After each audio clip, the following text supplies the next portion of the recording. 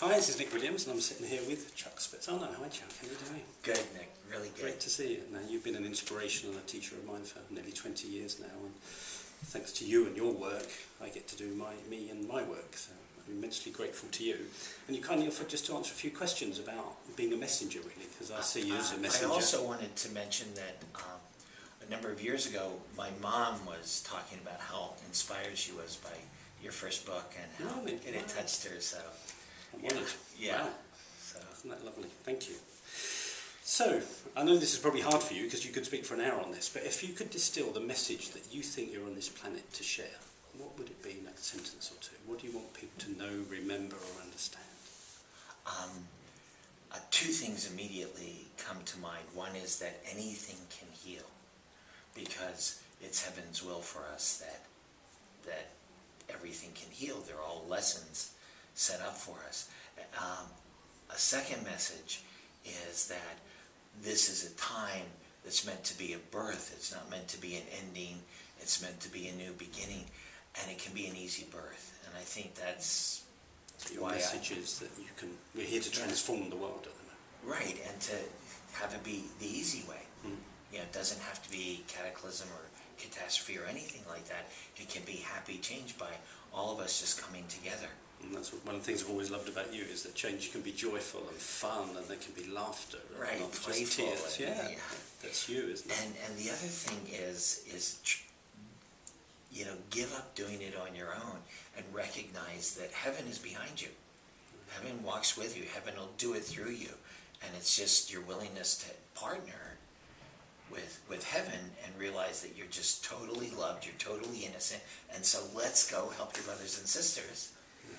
And to do it with heaven, you know, let heaven do it through you. And, you know, otherwise it's just, you know, you make it hard work and sacrifice. And I think we've all done the hard work way, haven't we? Yeah, and it's just a way of being special. Look at, I must be important. Look at how hard I'm working. But the other part is, you know, you can just show up and let the joy happen. And you're very good at doing that. So when did you recognise, and how did you recognise that you had an impulse to be a messenger? Because I think a lot of people feel the impulse, but they go, oh, no, I'm just being grandiose. What have I got to say? So how did you know that it was true for you to be a messenger? Well, it was kind of like I was a little kid, and I was kind of propelled in two ways. One is that right after the time I stopped wanting to be a cowboy and a fireman and a policeman, I just felt this call to help people. And that was just felt this really strong. The context I grew up in was to be a Catholic priest. And I studied to be a priest for a lot of years, and then I've been really happy, you know, in studying to be a priest, and then it no longer felt true, and I was kind of dismayed and spent a weekend meditating and asking for answers, and it was real clear, you know, just go out and teach and continue on in psychology. Did you have resistance to doing that, or did you feel really clear to do it? Well, at the end of the weekend, you know, I felt really clear to be a priest, and then that was gone. And then I just had to get focused on what it was, and it was like, oh, help people through healing the mind and heart. And so the other part that it propelled me was, you know, the pain in my family growing up. And, you know, I suffered so much, my parents suffered so much, my sisters and brothers suffered so much, and that was the worst feeling, is to be helpless. Because I think many messengers, you know, their desire to help comes out of the pain that they've experienced and seen other people experiencing, isn't it? So it's that desire to help people out of pain, which is what you're about. Right, and it was, that really propelled me, how to learn that lesson, how to heal the family, how, you know, that was, of course, the family is always the most chronic, and so that was, you know, set me on this course to keep learning. And how do you overcome your fears and your humanness? Because I'm sure you still have them, you know, and that, I know, stops a lot of people. So how do you deal with your fears and your humanness and your vulnerabilities? I think you know, the main thing is just partnering with heaven, and then also partnering with my wife, because if I'm feeling afraid, if there's any kind of negative emotion, it means it's between us. And if I join her, if I love her, it dissolves. Same thing, I can ask for heaven's help. I don't have to be stuck in that feeling or that emotion. It just means that's a distance between me and heaven, and that's not heaven's will. I could just ask for help, and all of a sudden that wall comes down and there's a flow. So it's joining, partnering, and asking for heaven's help. That's how you get through it. Great. And in terms of practical steps, because you now travel around the world, you work in Asia, you live in Hawaii, you work in Europe, what practical steps did you take to kind of get going? Right at the beginning, what got you going? You know, it's so specific for each person, each messenger, if you will. And I think all I did was follow, you know, it's like listening to the guidance within, or the flow, listening to the Tao, seeing what's unfolding and what comes natural. Because if you're going in the right direction, it's all, unless you have a lesson to learn, it's all unfolding naturally. So to just, as more and more, feel that Tao, feel the Holy Spirit, feel. So just feel the impulse and move in flow. that direction. Exactly. That's where it gets easy. And if you could identify what has most caused your success, if you could put it in those terms, what do you think has caused you to be as successful as you have been? Just loving people, you know, just enjoying each moment, and seeing, it's like coming into a workshop this weekend and just getting a chance to love 100 people, you know, and just... It's the best job, isn't it? Yeah, it's like, thank you, God. It's so wonderful, and I get paid for it. Yeah. You know, and... So I remember you saying years ago, you just get paid to love people, really.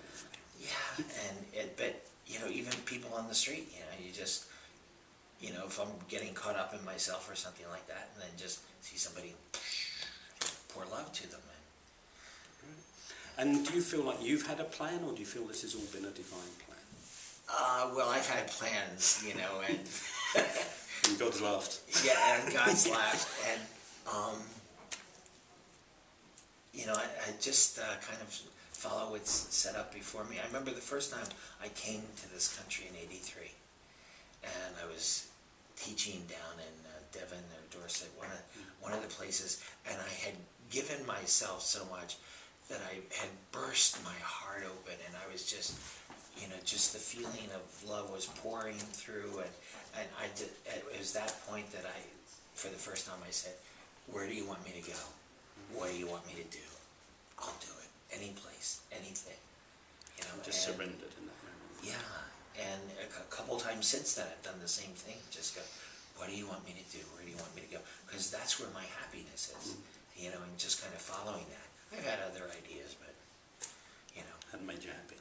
Haven't made me happy. Right. Like, And if you were mentoring the you, because you've been, 40 years studying psychology and understanding relationships. that would be and the making mind. 50 years. No, it's 40 years of doing the healing work. So looking at where you've got to today, if you could look back on the you at 40 years ago, what would you say to him to really inspire him and cheer him on his journey? Oh, I would say stop worrying about anything, and just it's all handled. Just go love people and let yourself receive the help. So let it be really easy. Yeah, it would be so much easier.